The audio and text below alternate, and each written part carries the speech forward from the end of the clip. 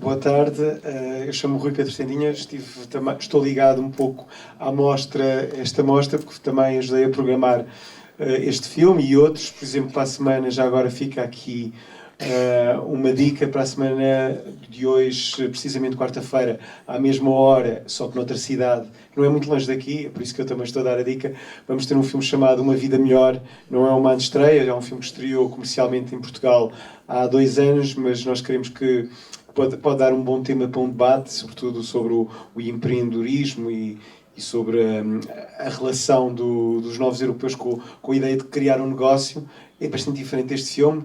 É um filme do Cédric Kahn que vai estar em Viseu. Também com uma sessão como esta, entrada livre e também com debate. Queria também agradecer à distribuidora que permitiu esta antestreia, esta sessão de um filme inédito que estreará, o Mel vai estrear muito em breve nos cinemas em Portugal, mas é uma honra termos aqui tido esta sessão em primeira mão, o filme da Valéria Golino. Queria só dizer que depois deste filme ter estreado no Festival de Cannes, tornou-se também um debate na Itália sobre o tema da eutanásia e tem sido um grande sucesso nos festivais internacionais. Portanto, é uma grande honra para nós termos podido ter este filme da Valéria Golino, que vocês devem conhecer como atriz. Ela entrou, por exemplo, no filme Rain Man, ao lado do Dustin Hoffman e do Tom Cruise, e entrou também no Hot Shots com o Charlie Sheen, e que agora tornou-se, depois dos 45 anos, uma realizadora. Passa a Inês. Ficou sem som. Ficou sem som. Mas se tiver voz como a minha, pode falar à vontade. Não, eu queria só agradecer à distribuidora, à Leopardo, e passo a palavra à Inês, porque vamos ter agora um debate. Exatamente. Eu passo a apresentar rapidamente. Não sei se me conseguem ouvir. Não consegue, porque o micro não dá a nada. Mas pode falar. Experimenta o outro micro. Veja se está ligado.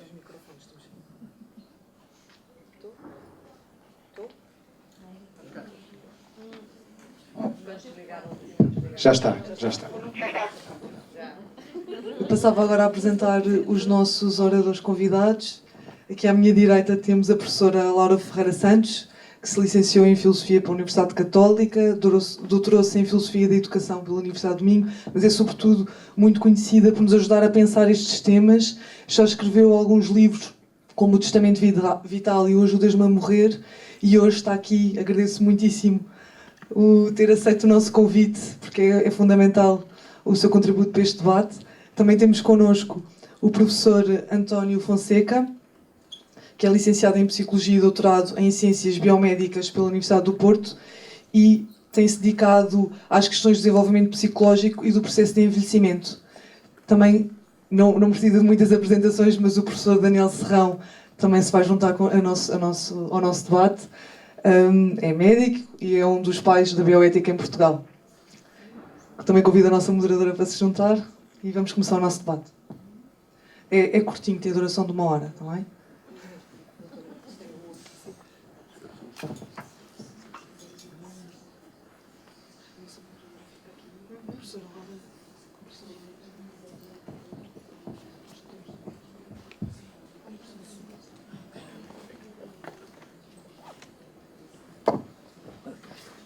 Boa tarde a todos, obrigada pela vossa presença. Antes de mais, queria pedir a cada orador que fizesse um breve comentário do filme que acabamos de ver e pedi em especial à professora Laura e ao professor António se nos falasse também aqui um bocadinho o que é a eutanásia, o que é o suicídio assistido, esclarecer assim esses conceitos e em especial ao professor e médico Daniel, o que é isto, o envelhecimento ativo? Começava aqui pela professora Laura. Ora bem, eu, enfim, pressuponho às tantas demasiadas coisas às vezes. Portanto, fala-se de morte assistida, aliás o livro que foi referido e que me tem por autora é Ajudas-me a Morrer, a morte assistida na cultura ocidental do século XXI. E, portanto, por morte assistida entendem-se 2 coisas. A eutanásia e ou suicídio medicamente assistido. Ou seja, a eutanásia é uma forma de morte assistida, o suicídio medicamente assistido é uma forma de morte assistida. No suicídio assistido, medicamente assistido, ou neste caso não é medicamente assistido propriamente, porque é uma voluntária, é o próprio que tem de ingerir o produto. Aqui trata-se de suicídio assistido. Na eutanásia é um médico, uma médica que injeta uma substância letal num doente que pediu, em determinadas circunstâncias. Isto nos países em que está despenalizado há leis, há regras, e portanto são estas as duas modalidades. Agora, concretamente em relação ao filme, nós não somos críticos de cinema, acho que nenhum de nós é crítico de cinema, portanto, evidentemente que há questões pertinentes em relação ao filme, muito concretas, mas eu gostaria de poder dizer o seguinte: é curioso, este filme é feito 10 anos depois do Mar Adentro, sobre o Ramon de São Pedro, que toda a gente às tantas ouviu falar. No Mar Adentro há muita argumentação. Estamos cheios de argumentos naquele filme. Aliás, argumentos também que acompanham outros filmes sobre morte assistida, como por exemplo o $1 Million Baby, não tanto como no Mar Adentro, mas também há bastantes argumentos. Ou nas Invasões Bárbaras, ou num filme que não chegou a passar na televisão portuguesa, mas passou noutros canais, noutros países, como The Suicide Tourist. Aqui o interessante é que, pelo menos em relação aos doentes terminais, não há argumentação. Os críticos perguntam, e de facto, como foi dito já do início, este filme foi muito, pelos vistos, foi muito bem recebido na Itália pelo público e pela crítica. E uma questão que se coloca é, às tantas não há argumentação, porque supostamente a questão já está suficientemente aceite, pelo menos a morte assistida, pelo menos para doentes ditos terminais, não é? Que nós, aliás, aqui nem sequer sabemos o que é que eles sofrem, simplesmente que estão muito mal e estão para morrer. A única questão que se coloca aqui em que há argumentação é a questão do indivíduo que tem, aparentemente, diz que tem até uma saúde de ferro, o engenheiro Grimaldi. Bom, em relação ao tema em si, digamos, embora o termo dignidade nunca esteja aqui presente, nunca seja aqui dito, eu penso que, no fundo, podemos aproveitar o filme para falar precisamente da questão da dignidade em fim de vida e, sobretudo, nas escolhas de fim de vida. Eu penso que esta Irene, ou Miel, aceita este encargo, digamos assim, este emprego de merda, como lhe diz a irmã de um senhor, porque acredita de facto que as pessoas têm dignidade suficiente para que se lhes seja reconhecido o direito a escolherem o tempo e o modo da sua morte, quando elas já estão em sofrimento insuportável. E, portanto, eu acredito também que, digamos, tirar essa liberdade, que me parece uma liberdade fundamental às pessoas, é uma tirania de Estado e uma tortura de Estado. Porque, no fundo, reparem, só fruto da coerção policial é que se impede que isto aconteça. Portanto, isto só acontece na clandestinidade, com todos os males que nós vemos aqui. É a questão do dinheiro, só as pessoas que têm dinheiro é que podem aceder a este tipo de morte escolhida. São os problemas psicológicos que causa a esta rapariga o facto de ela, no fundo, não fala com ninguém, praticamente. Com quem vai falar é com o engenheiro Grimaldi. E, portanto, estando as coisas às claras, muitas coisas se evitam a este nível. Agora, estando nós em sociedades, digamos, democráticas, seculares, ou seja, em que há divisão da Igreja do Estado, e em que não há uma visão canónica do bem razoável, digamos assim, eu penso que o ónus da prova, ou seja, quem tem de provar que a despenalização da morte assistida deve ser proibida, são os que são contra. Suponho que os meus colegas à minha direita, porque aqui estou em minoria, penso. Portanto, cabe-lhes a eles provar que isto realmente deve ser proibido.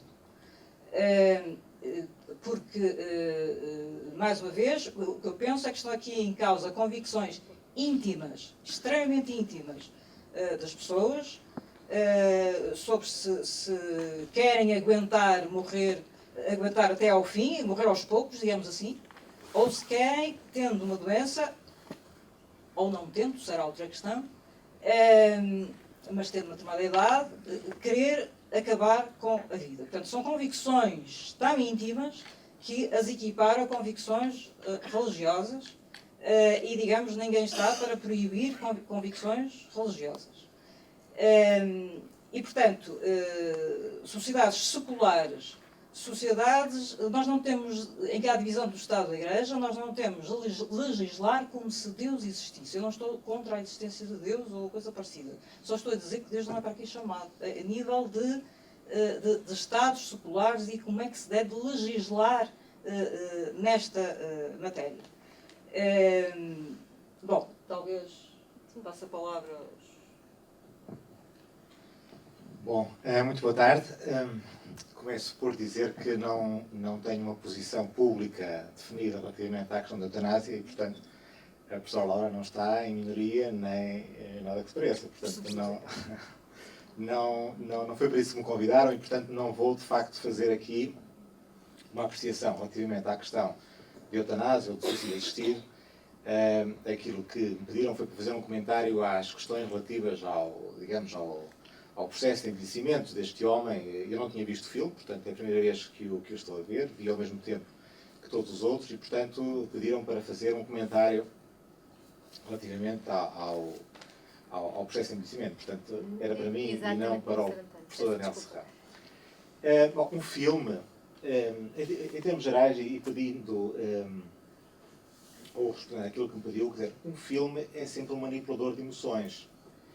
E, portanto, por isso é que há filmes bons e filmes maus, por isso é que há filmes que nós vemos até ao fim e outros que nós temos a meio, por isso é que há filmes que nos fazem chorar e filmes que nós odiamos facilmente. E, portanto, tudo isso são emoções que a produção cinematográfica, ou que a relação cinematográfica, melhor dizendo, domina, sabe dominar. E, portanto, é relativamente possível para um realizador de cinema e para os atores que interpretam essa vontade do realizador, de facto, gerarem esse conjunto de emoções em quem vê o filme. E, portanto, eu diria que este será, eventualmente, mais um filme sobre esta temática que, como o próprio filme esclarece, não é uma temática que se circunscreva apenas às pessoas idosas. Portanto, não são apenas as pessoas idosas, não são apenas as pessoas mais velhas, aquelas a quem estas temáticas de eutanásia ou de suicídio assistido, de facto, se debruçam ou que sejam o alvo desta discussão.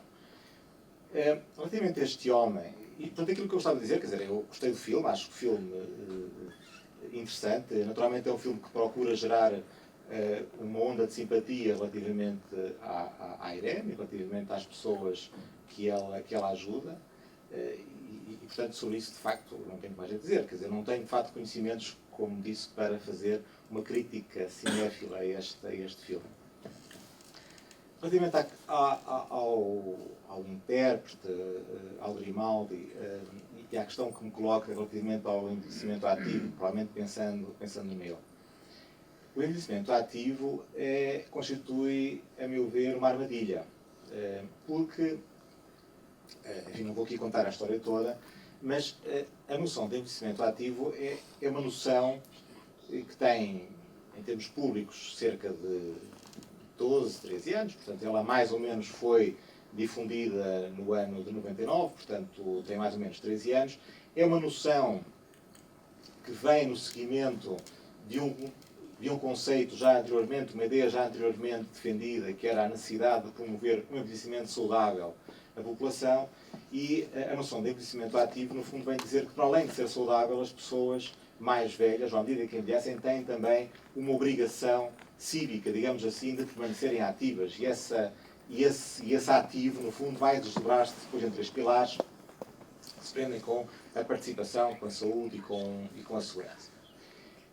A questão que se coloca é assim, provavelmente a questão que poderia colocar é assim, bom, então, mas aquele senhor Grimaldi, se ele fosse um homem que estivesse a envelhecer ativamente, provavelmente, dado que não tinha problemas de saúde graves, não teria a vontade, ou não teria o desejo, ou não lhe teria passado pela cabeça terminar com a sua vida. E aqui é que está provavelmente a armadilha. Porque partimos do princípio, e o conceito de envelhecimento ativo é um conceito muito perigoso sobre este ponto de vista, é uma armadilha, como lhe chamo. Partimos do princípio que há duas formas de envelhecer. Assim, há as pessoas que envelhecem ativamente e há as pessoas que não envelhecem ativamente. As que envelhecem ativamente vão ser muito felizes e as que não envelhecem ativamente vão ser uns desgraçados. A questão está o que é que significa o ativamente, o que é que significa o ativo nisto tudo, o ativo com C ou sem T, consoante seja antes ou depois do acordo ortográfico. O que é que significa o ativo no meio disto? Quer dizer, e nós partimos do princípio também, porque é isso que no fundo nos tem vindo a educar aos mais novos, aos mais velhos, que o ativo significa fazer exercício físico, significa participar em atividades de voluntariado, significa participar em atividades sociais, significa estarmos permanentemente em atividades turísticas, ou religiosas, ou relacionarmos com os outros, ou andarmos em festas, E provavelmente, de facto, nós temos de compreender que para muitas pessoas, mais novas e mais velhas, insisto, a noção de ativo não tem que significar sempre este ambiente de festa permanente, ou de participação social permanente, que o conceito pode trazer consigo. Eu vou, em grande medida, envelhecer, como todos os que estão aqui nesta sala, não só à luz daquilo que os outros acham que devem envelhecer, mas também à luz daquilo que são as minhas características de personalidade e à luz daquilo que é a minha história. E, portanto, temos que admitir perfeitamente que este Sr. Grimaldi pudesse envelhecer de uma forma que não correspondia aos tais cânones de envelhecimento ativo, tal como eles têm vindo a ser preconizados e difundidos e divulgados na última dezena de anos. Bom, isto para dizer o quê? No momento inicial. Que não podemos, enfim, atribuir aqui a este senhor, que, enfim, finalmente, por aquilo que o filme dá a entender, enfim, teria mesmo acabado por ser tirado da janela de casa, mas não podemos deixar aqui entender que se este homem estivesse a envelhecer ativamente, ele seria uma pessoa estupidamente feliz e, portanto, nada daquelas ideias de suicídio lhe teriam passado pela cabeça. É uma visão, a meu ver, que esquece que as pessoas têm uma história, que esquece que, de facto, nós somos donos da forma como queremos viver, dentro de circunstancialismo, obviamente, mas somos donos mesmo quando temos 70, 80 ou 90 anos. E, portanto, não há realmente uma imposição exterior daquilo que é uma forma ideal de envelhecer, que, por sua vez, iria, então, evitar que determinados pensamentos mórbidos pudessem acontecer. Portanto, o que é este homem? Bom, este homem, enfim, se quiserem muito rapidamente, é um homem, efetivamente, desinteressado pela vida. Para quem, eventualmente, as atividades ditas típicas do envelhecimento ativo também pouco nada diziam. Aliás, provavelmente ele até acharia, por aquilo que o realizador procura mostrar deste homem, e o guionista, o argumentista, era um homem que provavelmente até acharia essas atividades, enfim, algo imbecis. Enfim, é um homem cínico, é um homem que apresenta, de facto, alguns traços de personalidade, onde a adesão às atividades ditas de envelhecimento ativo também não lhe fariam ou não lhe trariam propriamente uma maior felicidade do que aquilo que ele sentia. Enfim, poderia depois voltar a isto novamente. Acho que há aqui só uma questão que eu gostava de salientar, que é assim, finalmente, que é assim, eu não sou fã, como penso que estão a perceber já, de nós encaixarmos o envelhecimento numa lógica ativa ou não ativa. Acho que, tal como também não sou fã de encaixarmos a vida adulta numa vida realizada ou não realizada, ou a adolescência numa adolescência feliz ou infeliz, ou a infância numa infância feliz ou infeliz. Portanto, as categorias não são de molde a que todos encaixem nelas sem as questionar. E, portanto, o nosso funcionamento diário, cotidiano, o nosso funcionamento psicológico não pode ficar restringido àquilo que são as categorias que, politicamente, socialmente, emergem em determinados momentos históricos para tentar acondicionar realidades novas, como é, nomeadamente, esta do envelhecimento ou do prolongamento da vida, e que faz com que um número muito significativo de pessoas, de facto, agora viva até uma idade muito avançado.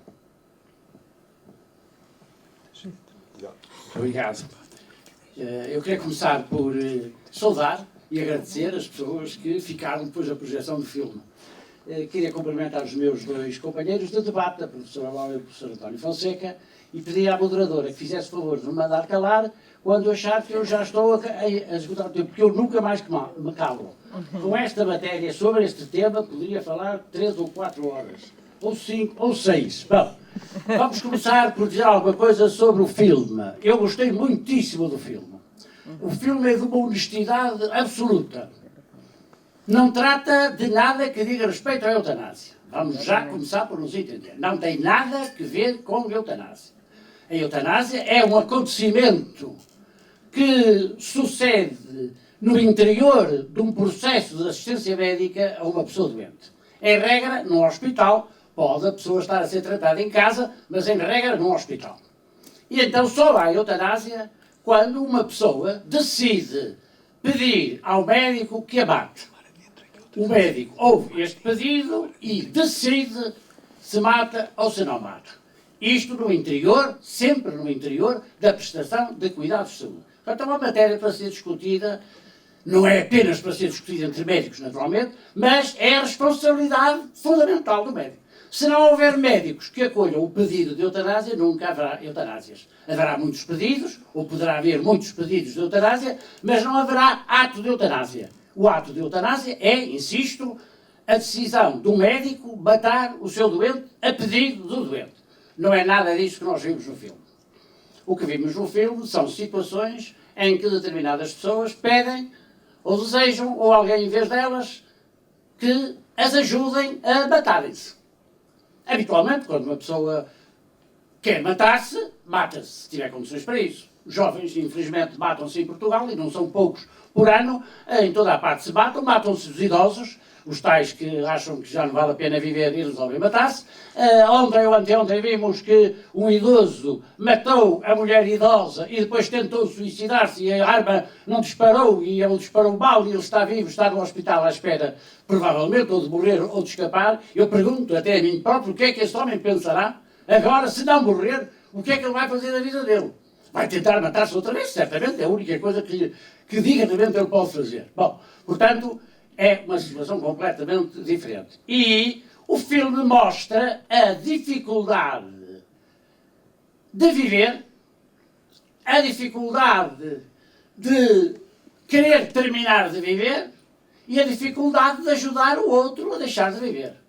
O filme ilustra perfeitamente estas dificuldades. Nenhuma daquelas situações corre assim de uma maneira fácil. E depois chama a atenção, naturalmente, que aquele grupo, lá os dois vigaristas e a rapariga, faziam aquilo por interesse para ganhar dinheiro, era a sua forma de viver. Viviam mandando a rapariga, que era ela uma inocente, uma ideóloga, achava que era a obrigação dela ajudar as pessoas a morrer quando elas quisessem ser mostras, e depois foi-se confrontando com situações cada vez mais complexas para ela, e admito que tenha mudado de profissão, foi o que ela acabou por dizer no fim. Agora já não quero. Eu fazia isto por ideologia, porque estava convencida, porque afinal estou enganada e portanto não quero. O nosso amigo Grimaldi estava aborrecido de viver. Ela não diz que está enganada, professor. O Grimaldi estava aborrecido de viver. Aborreceu-se. Não tinha doença nenhuma. Aborreceu-se de viver. E dá muitos toques do aborrecimento. O indivíduo começa a gostar de uma casa de praia, mas depois diz, isto é uma chatice, o sol é muito forte, o vento não se suporta, não quero. Nem a casa de praia, não quero nada, aborreceu-se de viver. É curioso que a neurobiologia, que hoje, como sabem, a minha subespecialidade agora, além da anatomia patológica, é as neurociências. E a verdade é que a neurobiologia encontrou um suporte estrutural, cerebral, para o aborrecimento. E quando o indivíduo está aborrecido, o que acontece é que determinadas áreas do seu cérebro são ativas. Portanto, eu espero que daqui a algum tempo nós consigamos curar o aborrecimento das pessoas, fazendo com que essa zona do cérebro sossegue um bocadinho e deixe de trabalhar. Como também já se conseguiu curar, por exemplo, as crises epiléticas. Também era o cérebro que mandava os músculos contra isso, e hoje a gente consegue manter os epiléticos tranquilos e sem crises de... Portanto, O filme, do meu ponto de vista, mostra as diferentes situações que podem acontecer.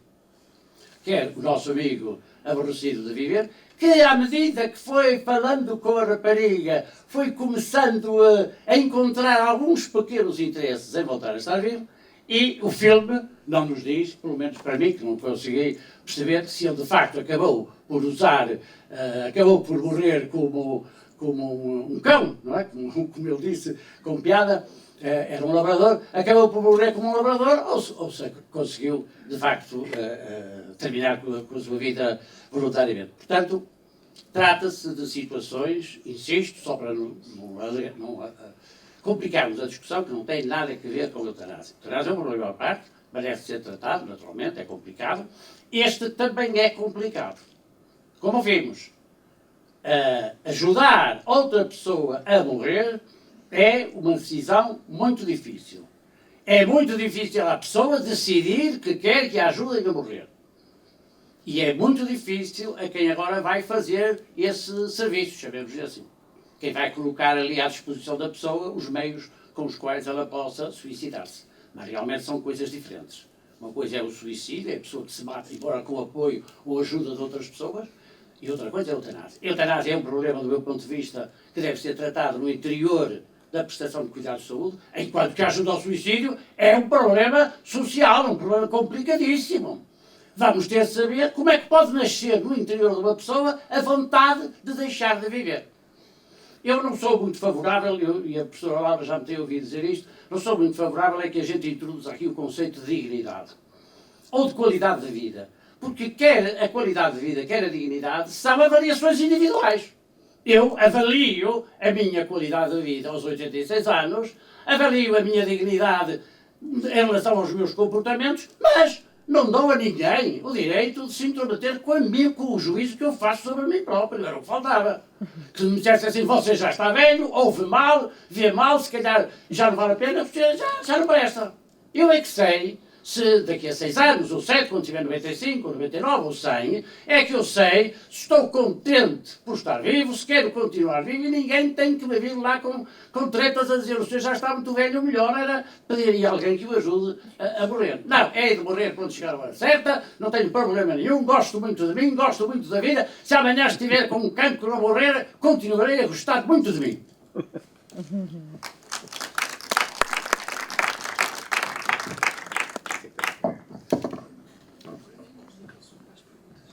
Agora convidava o público a fazer perguntas aos nossos convidados.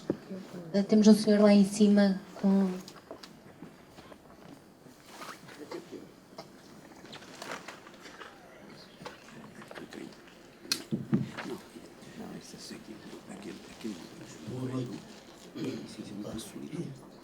Havia um bocado a nova definição que o doutor Daniel Serrão apresentou de eutanásia, que estaria mais de acordo com aquela que foi apresentada pelo doutor Lauro. E penso que na literatura que trata de eutanásia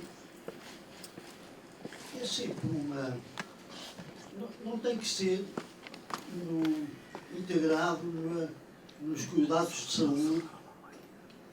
Não. Esta é a definição da eutanásia. Supõe uma pessoa que é pedido de outra e proporciona a morte. Mas gostava de ouvir porque que o professor Daniel Serrão restringiu um bocadinho, a meu ver, a noção de eutanásia que eu estava habituado a utilizar. Temos mais alguém no público que queira fazer alguma questão? Temos aqui em baixo e uma senhora lá em cima. Eu venho aqui abaixo para compartilhar. Exatamente. Exato. Vamos fazer 3 questões e depois pedimos aos convidados para responder a elas. Boa noite.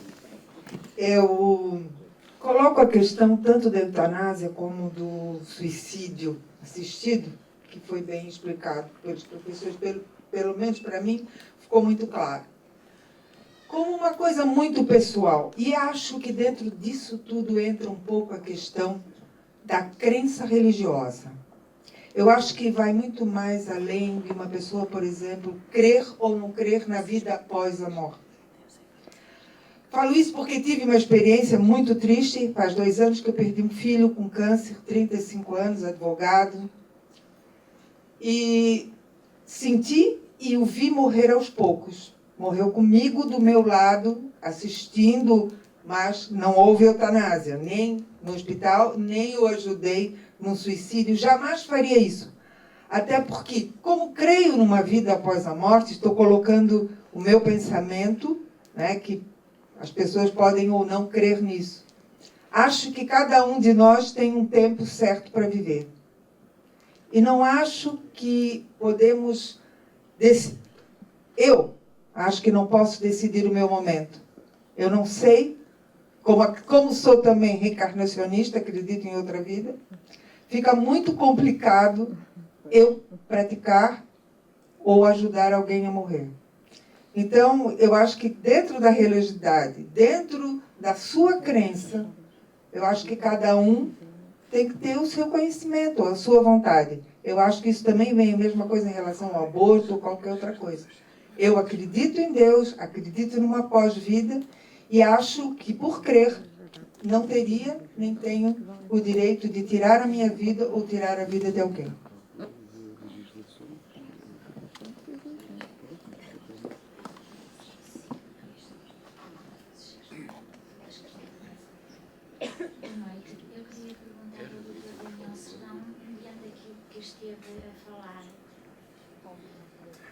Qual é a opinião como médico e como pessoa acerca da morte medicamente assistida?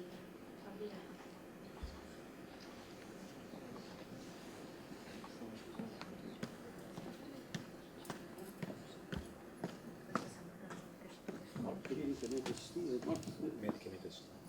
Bom, em primeiro lugar eu queria dizer que, do ponto de vista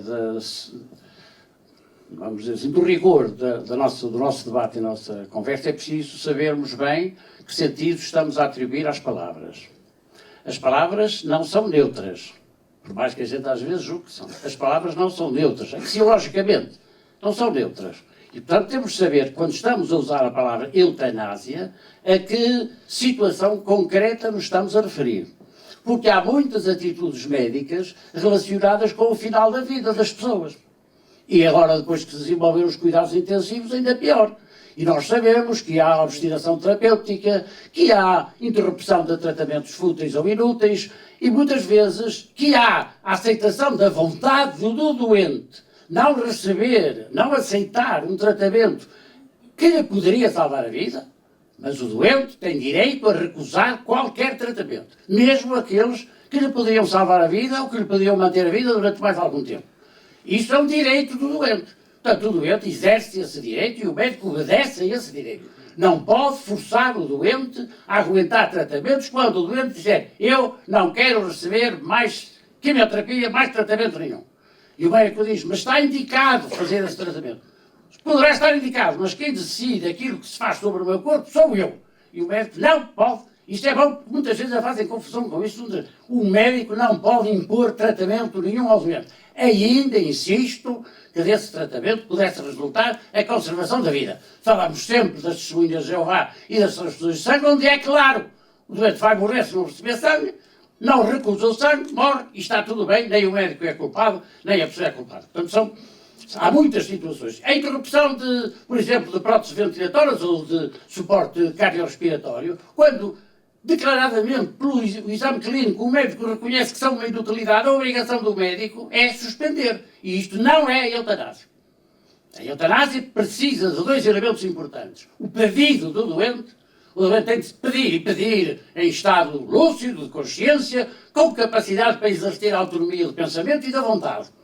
Formou essa decisão. Não é fácil de a formar. É preciso uma pessoa estar muito desesperada, mas formou a decisão. formou a decisão de que quer que o médico termine com a sua vida. Termination of life, como chamam os holandeses. Ou eutanásia ou morte, não interessa. A gente não tem que ter medo das palavras. Realmente o médico, se o doente lhe pede que o mate, o médico o que vai fazer é de facto matá-lo. Não há eufemismo nenhum. Bom, portanto, há a decisão da pessoa que tem todo o direito a decidir para ser morta. Não tenho nada que criticar uma pessoa que decide pedir eutanásia. O que ela não pode decidir é sobre a minha vontade como médico. Eu, como médico, tenho a mesma autonomia que tem o doente para decidir. E decido sim ou não.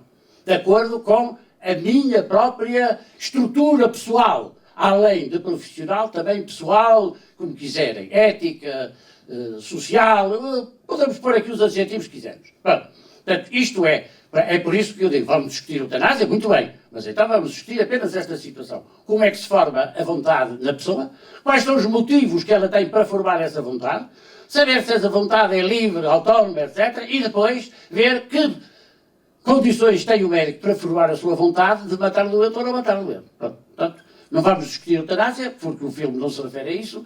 Vamos falar agora da questão da ajuda ao suicídio. Na lei holandesa é igual, quer dizer, a lei holandesa não faz distinção entre termination of life, tanto faz ser por eutanásia como por ajuda ao suicídio. O pedido de ajuda ao suicídio, do meu ponto de vista, se me for feito, não tem nada a ver com medicina. A pessoa pode pedir ao médico, pode pedir ao farmacêutico, pode pedir a um enfermeiro, pode pedir a um amigo, pode pedir ao pai, pode pedir à mãe, se calhar aquele jovem pediu insistentemente à mãe que lhe arranjasse condições para ele poder suicidar-se, e portanto, pedir é feito a qualquer pessoa. É por isso que eu dizia, a eutanásia é para discutirmos no meio médico, a assistência ao suicídio é para discutirmos na sociedade, é um problema social, é um problema até da antropologia. Que valor tem a pessoa para ela própria? Que valor tem a pessoa para os outros? E, portanto, é um problema mais complicado que não vimos. O filme mostra muito bem essa ambivalência entre se aquela pessoa tinha, de facto, ainda valor para continuar a viver. Para ela própria, havia uma hesitação, havia uma que espera, se não quiser, amanhã a gente vai. Porquê? Porque achamos que a vontade de ser ajudado a matar, ou a vontade de se matar, não estava ainda perfeitamente constituída. E a irmã do outro disse, isto é mais impossível, achava que não. Bom, a ajuda ao suicídio, portanto, pode ser feito por uma pessoa qualquer. De que é que depende? Independentemente lá deste aspecto profissional ou das clínicas da Suíça que fazem isso, independentemente desse aspecto de negócio, de negócio, independentemente disso, há agora as condições para a pessoa formar a vontade de ajudar o outro a matar-se. E eu admito perfeitamente que em algumas situações, mesmo o médico, mesmo o enfermeiro, mesmo o familiar, mesmo o filho em relação ao pai, ele sinta a vontade de ajudar o pai a terminar o seu tempo de vida. Agora é preciso que a pessoa o deseje, porque senão é um homicídio. Obrigada. Vou passar a palavra à professora Laura, que quer fazer algum comentário. Eu queria dizer rapidamente algumas coisas, e algumas que estão relacionadas com o que o professor Daniel Serrão acaba de dizer. É evidente que ninguém, despenalizando-se a morte assistida, ninguém se mete com o conceito de dignidade do professor Daniel Serrão ou da sua qualidade de vida. Ninguém vai dizer, professor Daniel Serrão, já esgotou o seu tempo de validade e, portanto, alguém acha que o professor Daniel Serrão deve desaparecer do mapa.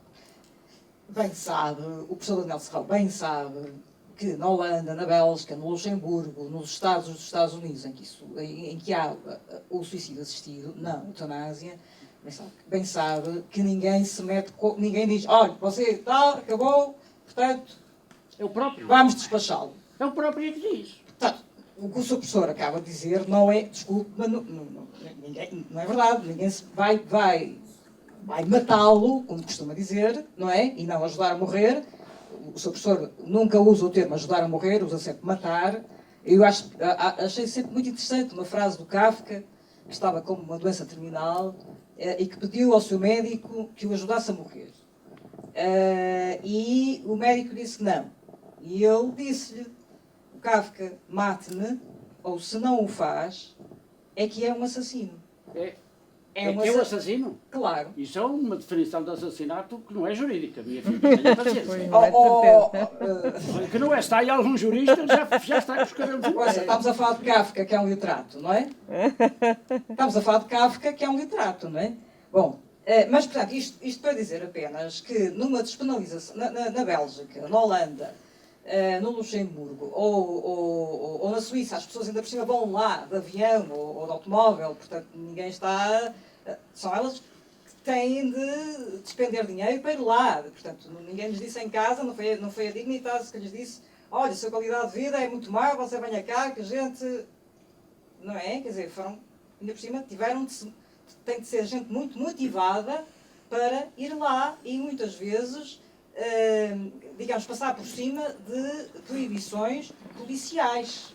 Há casos que eu podia contar, da Inglaterra, por exemplo, de pessoas com dinheiro que alugam uma avionete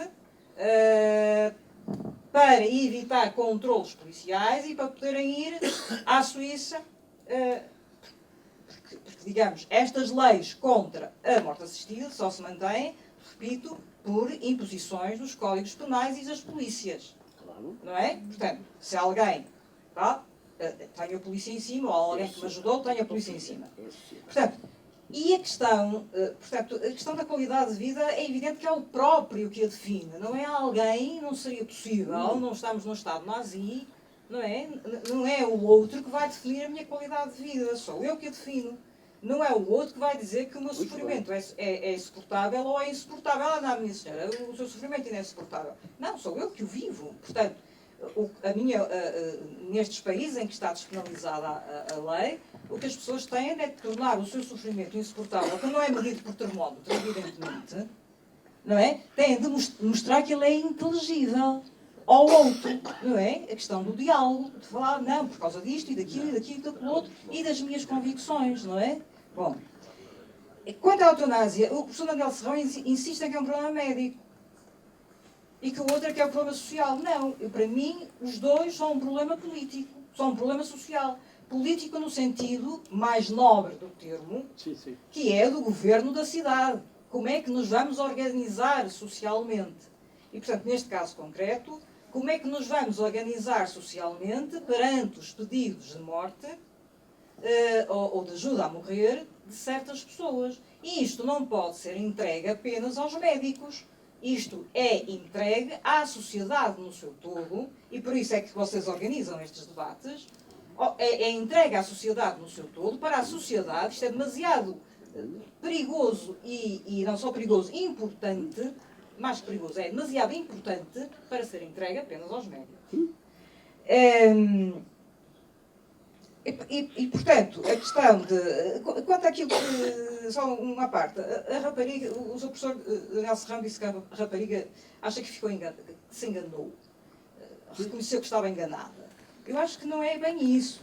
Acho que a rapariga, simplesmente, ela continua a acreditar em que as pessoas devem ser ajudadas a morrer. Simplesmente, a pressão já é tal, os tais problemas da clandestinidade. Reparem, ela não fala com o namorado sequer sobre isso, só há sexo, não há diálogo sobre estas questões. E, portanto, enquanto que numa organização, numa associação mesmo clandestina, mas em que as pessoas falem disto, como por exemplo existe nos Estados Unidos, a Final Exit Network é clandestina, não usa o sódio pentolarbital, que é o nembutal que ela vai buscar ao México, não é? Que é muito utilizado, de facto. Há excursões de pessoas de idade ao México para irem comprar, precisamente, por exemplo, australianos, sabe-se disso, para irem comprar, os velhinhas vão comprar lá, porque não é preciso receita médica, vão às lojas de veterinária comprar o Nembutal para depois eles próprios poderem ter o produto em casa que usam ou não usam.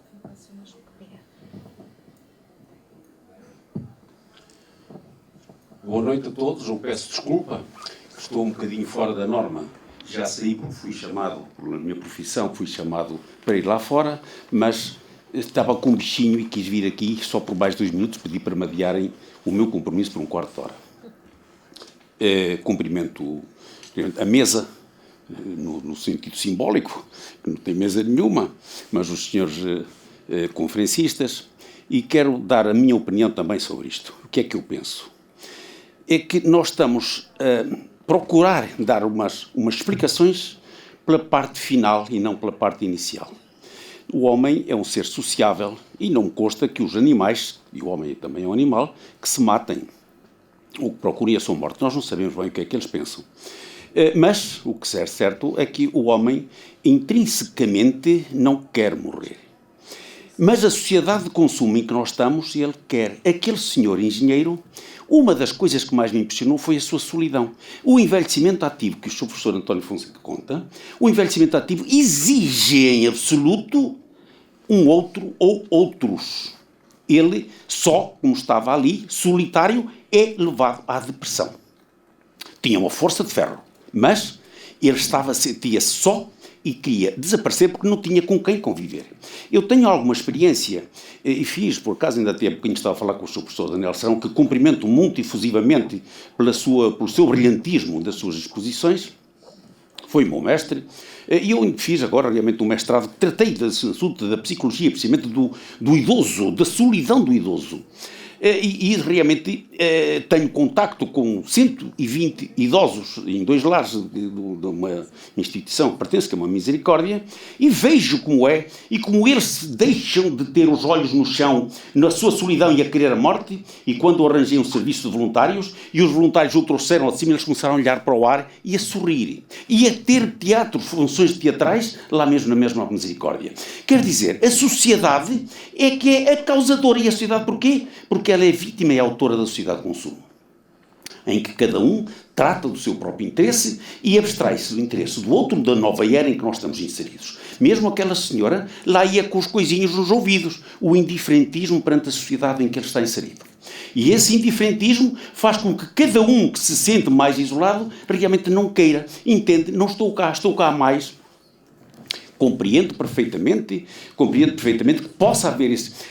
Há uma alternativa, que não vale a pena estarmos aqui a falar, que são os cuidados paliativos para essas pessoas, mas essas são pessoas que estão doentes e que estão com um fim de vida muito próximo. E aqui, uma destas, a não ser aquele jovem, mas mesmo ele abre uma janela. Eu vou morrer, mas abre uma janela, eu quero ver o mundo. O questão é ver constantemente, como nós dizemos, a ver o mundo, não por uma janela grande, mas por um óculosinho pequenino. E nós que temos obrigação em sociedade, pois podem morrer, pode acontecer tudo, mas temos obrigação em sociedade de ter solidariedade. Entender que eu não sou nada se não tratar do outro, diz o Emmanuel Levinas. Eu sou contigo. E eu sem ti não sou nada. E nós queremos que o nada e a morte por compaixão, dizia o professor Daniel Serrão, é a morte da compaixão. É isso. Mesmo no mar adentro foi o que se verificou. E o que se verificou depois com os familiares do indivíduo, dizem assim, olha, ainda bem que nos libertámos dele. Era isso que eu queria dizer e eu peço desculpa, e já tomei tempo demais, não é isso? E eu peço desculpa mais uma vez, porquê? Porque realmente tenho mesmo que me ir embora. Só queria ouvir um comentário a estas minhas palavras, mas tenho mesmo que me sair. O meu comentário é um aplauso e é o encontro do meu espírito.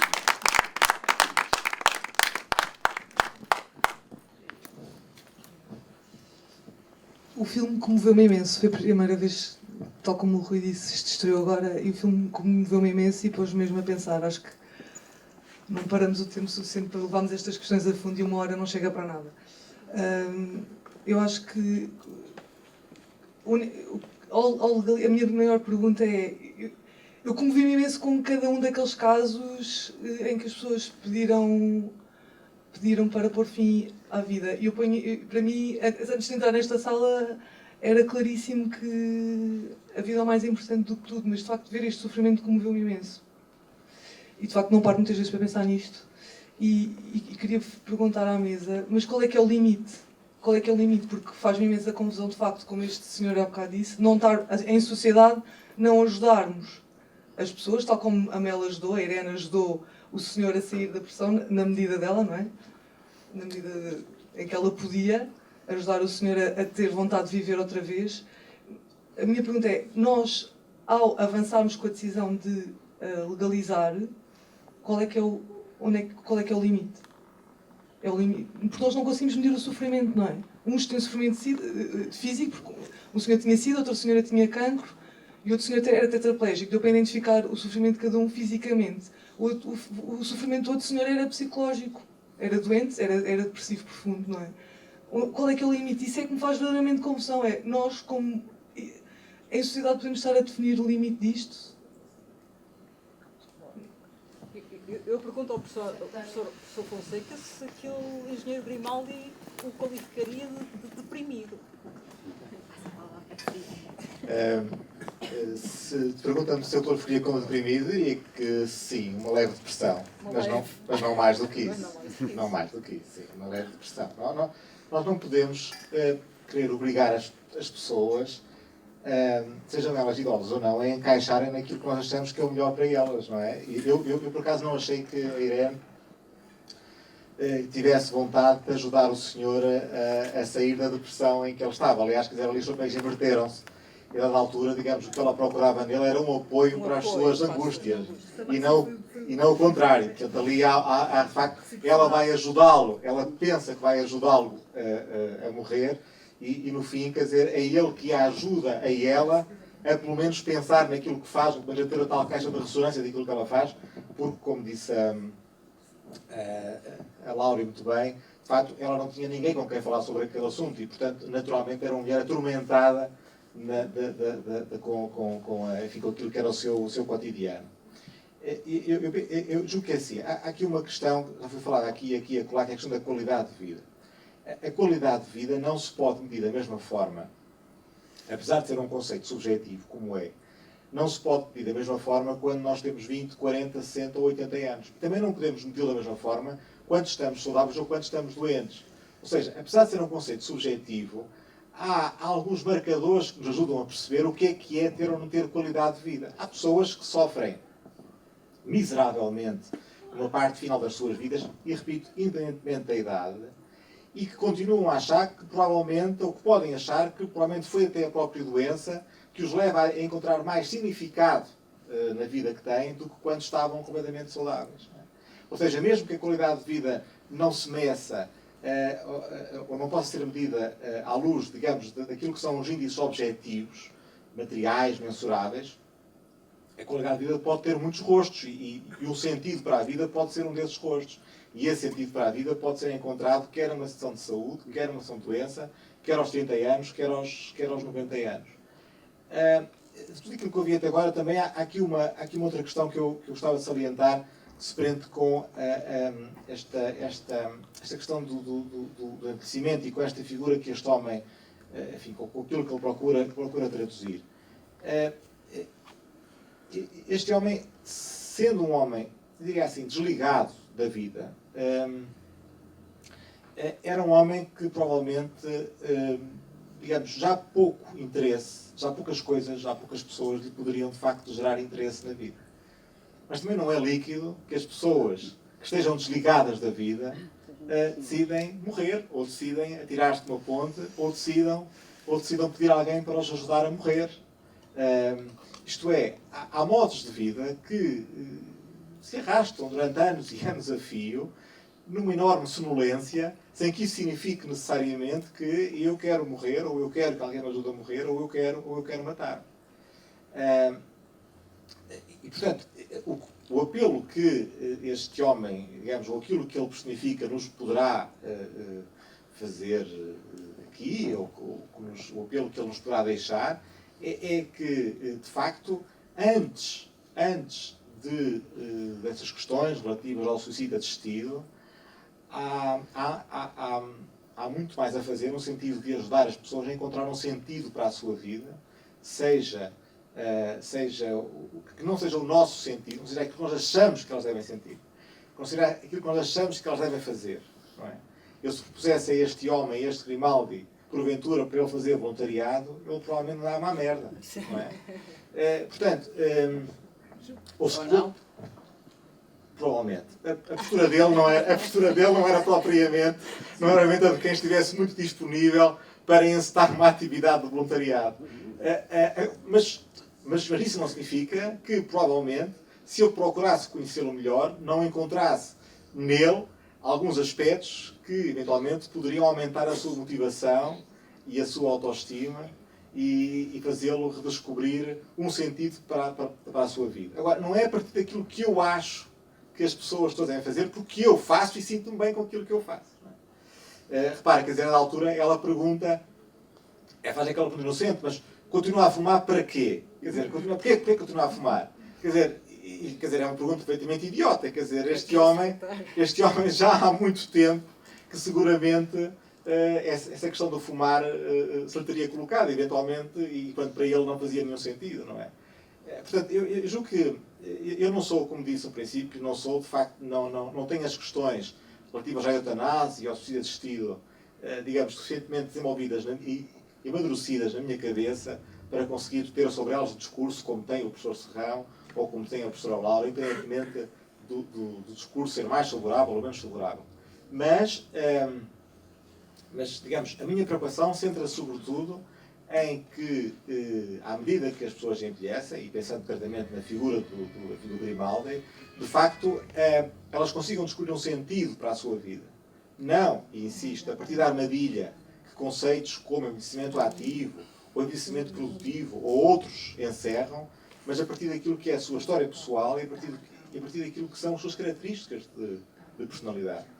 E, portanto, esta descoberta daquilo que eu vou fazer com a minha vida, à medida que envelheço, teria porventura ajudado este homem, se calhar, a ser menos cínico, a fazer as pazes com o passado, a fazer as pazes com aquilo que enfim, que foram as mazelas, mas também a valorizar aquilo que foram os sucessos da sua vida e a não dar este ar, digamos, de alguém que está permanentemente a caminhar em cima de uma lâmina, não é? Portanto, de quem está ali assim, no fio da navalha, de quem está, enfim, assim a oscilar entre terra firme e o precipício. Eu queria dizer uma coisinha sobre a Irene, pode ser? Eu também quero falar. Eu acho que a Irene foi evoluindo ao longo do filme, desde o princípio até ao fim. Foi mudando, e é muito interessante a mudança e a justificação da mudança. Os filmes vão sempre para a gente fazer muita retórica.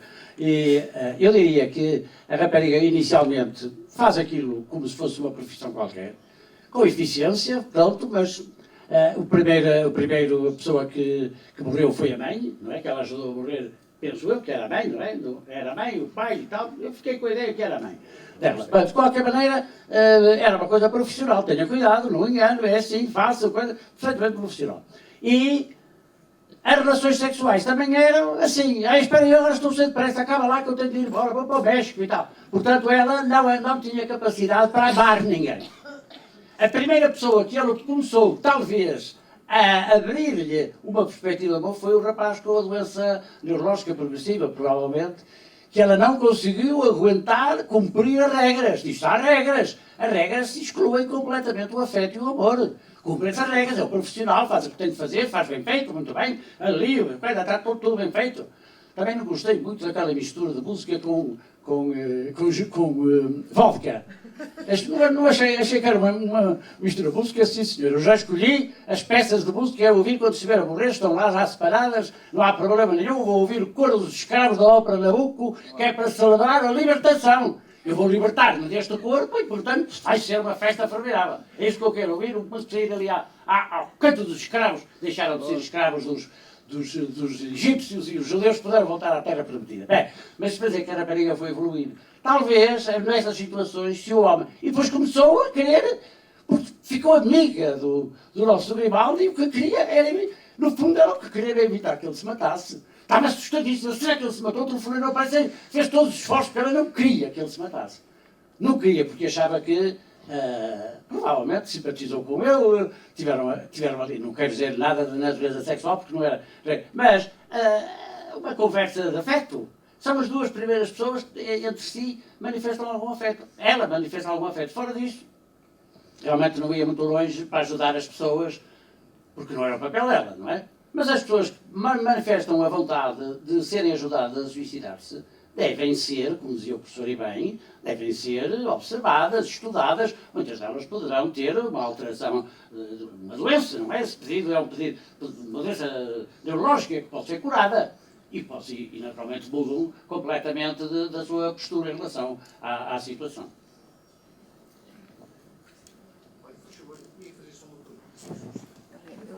Não sei se havia... havia uma pergunta da legalização, era? Ó, Sr. Professor, já agora, este também se vai basear com a legalização. Boa noite a todos. Eu acompanhei o filme e vi, na minha analisei uma traficante da morte, comparei o filme aos traficantes da droga com os traficantes da morte. Há uma jovem que vai ao México buscar produtos para ajudar a matar. A matar, não é a libertar a morte. É mesmo matar. Acontece o seguinte, eu tenho um certo receio quando se fala na eutanásia. Isto é um assunto muito complexo. Porque o seu professor, o seu doutor, dizia que só o doente é que tem direito a pedir o fim à vida. A vida foi Deus que nos a deu, é Ele que nos deve tirar a vida. Não temos o direito de acabarmos com a vida das pessoas. Isto é a minha humilde opinião. Segundo, isto, por aquilo que eu estou a ver, temos pessoas de cama, há 8 anos, que isto vai ser uma limpeza autêntica com a eutanásia. As famílias podem pedir a morte dos pais, das mulheres, dos maridos. É isto que eu estou a perguntar. Porque a eutanásia, depois de estar aprovada, isto vai ser barreiro, porque se a pessoa não pode falar e está em sofrimento, a família vai tentar convencer que essa mesma pessoa deve também embarcar. É isto que eu estou a perguntar, desculpe. A eutanásia, depois de estar aprovada, isto é como o aborto e outras coisas. Depois de estar aprovado, cada um faz a sua maneira. Desculpe, isto se calhar vai ser uma forma de arrumar com as famílias que temos, dos nossos pais, das nossas mães. Dos nossos pais são os dois. Não é exagero, é isto que eu gostava de explicar. Desculpe, eu sou uma pessoa, sou ignorante e gostava desta explicação. Não é? A professora Laura vai responder à última questão. Por amor de Deus. Isto é uma forma de a gente se libertar? Em nenhum país em que há despenalização da... Estás a ouvir, está? Em nenhum país em que há despenalização da morte assistida, repito, seja Bélgica, seja Luxemburgo, seja Holanda, sejam os Estados dos Estados Unidos, em que isto existe, na Suíça, acho que nem se coloca o problema, porque as pessoas vão lá, não é? Quer dizer... portanto, tanto quanto se sabe pelos estudos sociológicos que têm sido feitos, não tem de ser a pessoa a pedir. Na Bélgica e na Holanda, e enfim, os luxemburgueses copiaram basicamente a legislação belga, tem de haver 2 médicos, aliás, que certificam a doença, que certificam a vontade da pessoa. Depois de morto. Depois de morto? Depois de morto? Depois de morto. Ora bolas, depois de morto não interessa nada. Desculpe, a lei atual da Holanda, que já está desde 2002, não é crime. A morte do doente no hospital pelo médico deixou de ser crime, não é criminalizada. Não é crime. Antigamente era crime não penalizado. Não é crime. Não, mas as coisas como elas são, nos termos exatos e rigorosos da lei. Evidentemente que a crime... E atualmente o médico, basta que o doente peça uma vez, antigamente era preciso pedir insistentemente, que era para saber se a vontade de ser morto estava bem constituída na pessoa. Agora pede uma vez e o médico decide.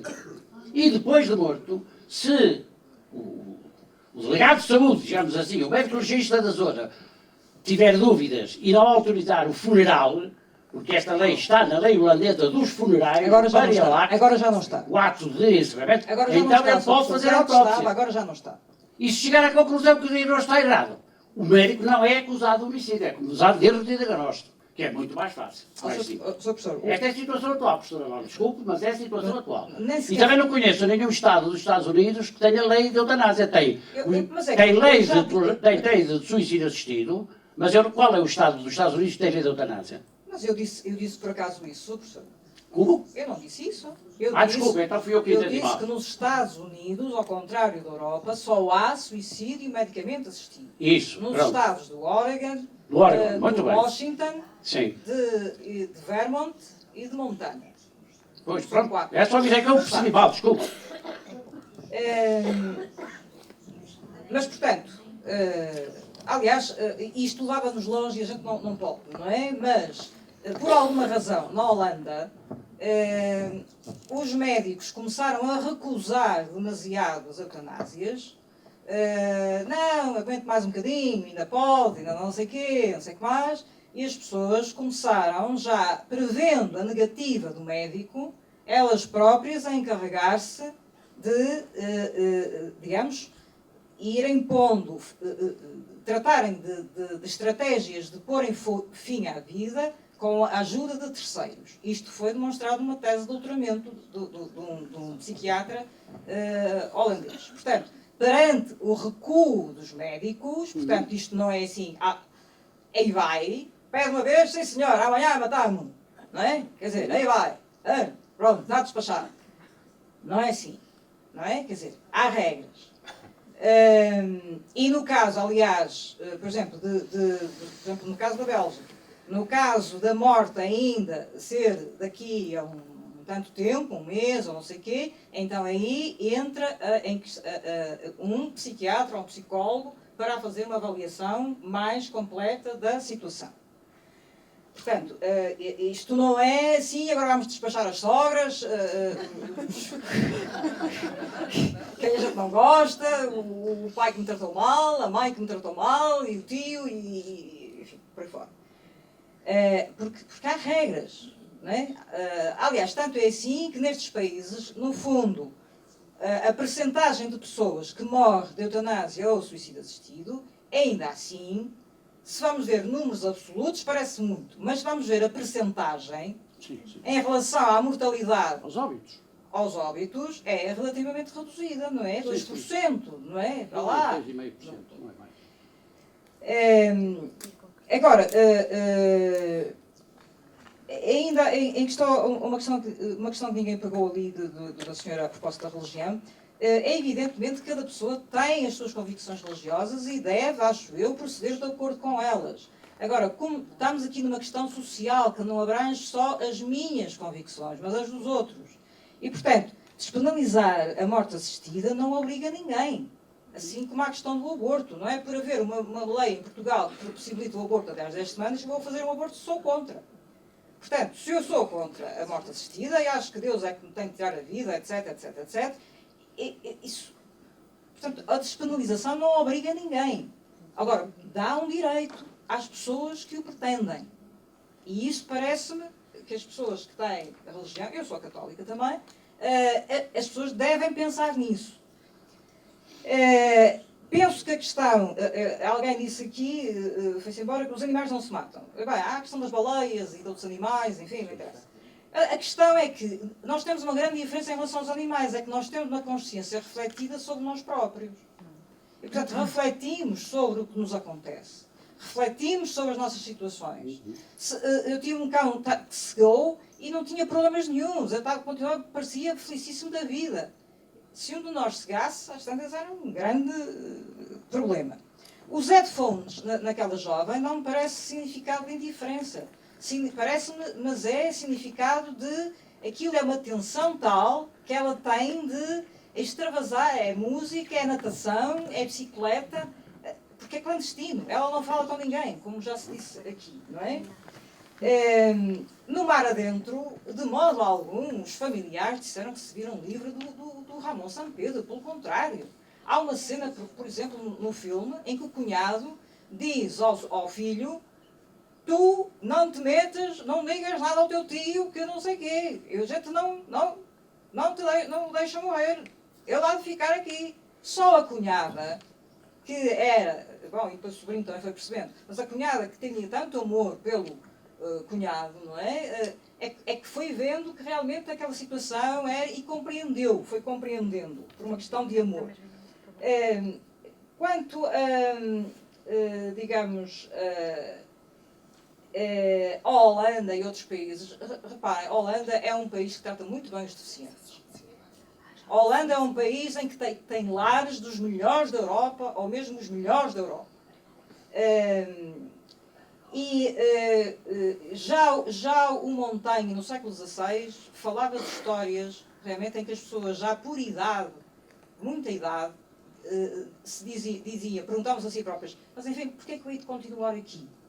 Não é? Portanto, a questão não é nova. E se formos mais às antiguidade, continuamos. Finalmente, apenas, para não me tirarem o micro, Na Holanda há um movimento relativamente recente de pessoas, uma das quais eu conheci, que foi juiz do Supremo Tribunal, que pretende a morte livre, suicídio assistido livre, a partir dos 70 anos. Não é por depressão. Eu conheci este senhor, era um senhor glamouroso. Jantei com ele.